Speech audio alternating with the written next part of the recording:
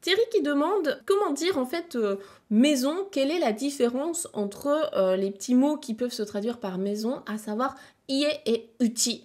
Parce qu'effectivement, ces deux mots-là, déjà, ils utilisent le même kanji, c'est le kanji de la maison, et en vérité, c'est ce kanji-là qui va pouvoir se prononcer ie ou bien uti, mais il y a une petite différence entre les deux. Alors, globalement, hein, ça veut bien désigner une maison, on parle bien du même objet, il n'y a pas de doute là-dessus.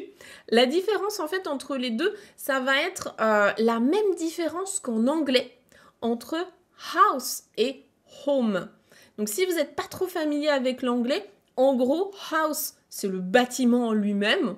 Donc j'ai acheté une nouvelle maison, par exemple. Voilà, vous avez acheté le bâtiment. Vous pouvez décrire que c'est une vieille maison, une maison récente, une belle maison, etc.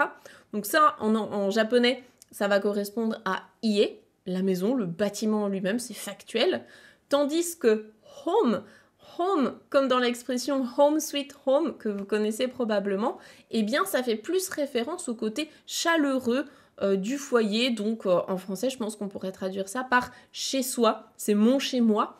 On n'a pas tant que ça la différence, mais je dirais que c'est plus maison et chez soi, un peu la différence entre les deux. Donc uti, ça va plus faire référence à le bâtiment, mais dans le sens ce qu'il y a à l'intérieur du bâtiment, et éventuellement aussi à votre foyer, à qui est dans votre maison, en fait, qui est dans votre foyer, dans votre chez-soi, dans votre chez-vous. Et à noter également que le petit mot uti, plutôt écrit en hiragana cette fois, il peut également désigner par extension en fait soi-même ou bien tout ce qui est en référence à soi-même, ma maison, mon foyer, etc. Donc c'est pas rare d'entendre en particulier des jeunes femmes utiliser uti pour référer à soi-même en fait, hein, comme on utiliserait watashi. Mais voilà, uti ça peut avoir aussi ce sens de moi, chez moi, mon foyer, ma famille, etc.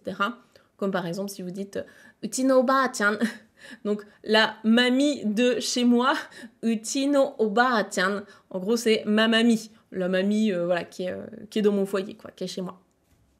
Donc c'est ça, la différence entre les deux. Après, quand vous voyez le kanji en lui-même dans un texte, par exemple, soit il y a les furigana au-dessus pour vous aider à savoir si l'auteur il voulait vous faire lire ie ou bien uchi. Soit après, soit vous pouvez décider en fait si vous lisez l'un ou l'autre, soit sinon, voilà, vous pouvez le lire par défaut ie, il n'y aura pas de piège, quoi, il n'y aura pas de souci. Voilà,